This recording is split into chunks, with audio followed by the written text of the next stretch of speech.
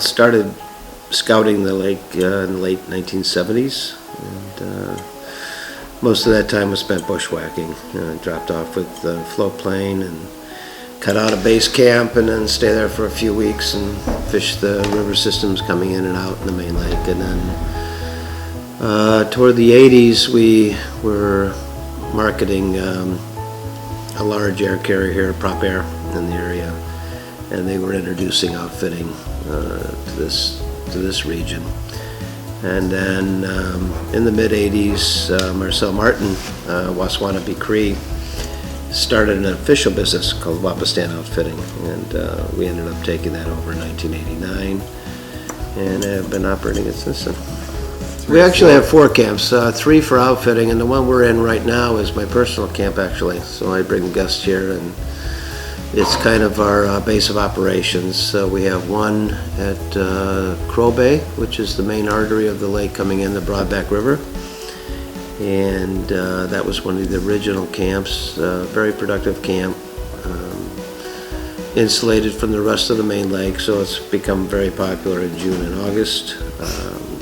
Kirk Island is our furthest northern camp, and the newest camp of the outfitting facilities, and it's also the newest building. And that's at the outlet of the Broadback River system. So they have both access to the main Broadback River and the open lake if they decide to. Southwest Bay is again one of the original camps, and that's at the bottom of the lake. Gets the brunt of the waves, which the winds are predominantly northwest and west on this lake. But the magic of it is it makes up for it in a hurry. You can get to some of the prime spots very quickly. And then the west camp is where we are now. This is one I built for myself and my sons, and I bring guests here during the year, and it's really the base of operations. We've made a very concerted effort to maintain the integrity of the fishery. We're the first outfitter in the entire province of Quebec to go with a total no-kill catch and release of northern pike and slotting walleye. We're above the 50th parallel, where pike just take a lot longer to grow, and we couldn't possibly replace fish as fast as people kill them. So it dawned on us several decades ago that that was the way to enhance the fishery and the venue. You could have $1 million worth of equipment, but you're not going to catch fish in your bathtub. So that's kind of the approach we've taken. Now, Evans is a shallow lake. It's why it doesn't hold lake trout. I would say the average depth, all things considered, is about 18 feet. And it's the 5th largest natural body of water in the entire province. And if you add Lake Dana to it, it's the 2nd. So it's a lot of water to fish, about 45 miles of water to fish from point to point. The catch and release is working. That and the advent of upgraded equipment and new motors to get to places where people probably didn't want to stray during the week. I'd say our fish production has nothing but increased since then. And I would say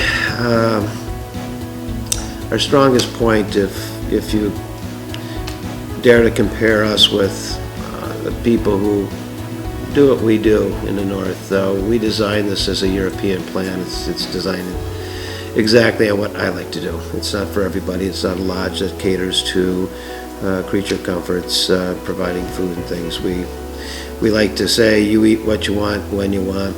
You bring in whatever budget you can comply to, but it's all about fishing here. This is a true outpost camp experience where people can come in and fish literally all day or whatever comfortable for them. We don't open until the beginning of June, and we close pretty much the first few days of September. Post-spawn, something special up here. You're fishing in 1 to 3 feet of water. Spoon presentation. We don't get any vegetation on the lake until about mid-July, so we're about a month and a half behind most conventional lakes in the south. So spoons are the big ticket. July represents what we call an extended spring. Now we start to see some vegetation bloom, and it tends to hold the female pike in the bays, and more of an ambush strike than it was territorial hunters. So, and then in August, which is becoming my favorite time, and it's become very popular with people, full vegetation, mostly surface. If you're using over 5% of your tackle box, it would be a surprise to all of us.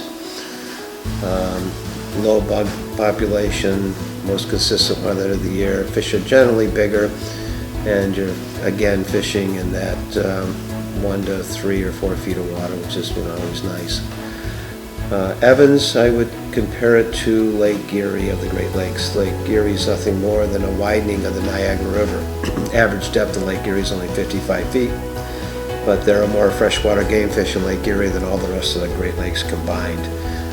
Very similar to this is one humongous spawn bed with tremendous river systems coming in and out, high oxygenation, high bait fish content, and again, the dominant fish here is the northern pike.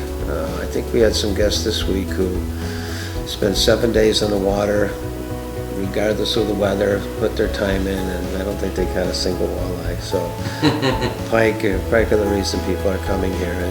And I think if you compare dollars spent per inch of production of northern pike, we compare favorably with anybody in the world. Yes, I've traveled the north all across Canada in pursuit of large pike. It's a passion of mine.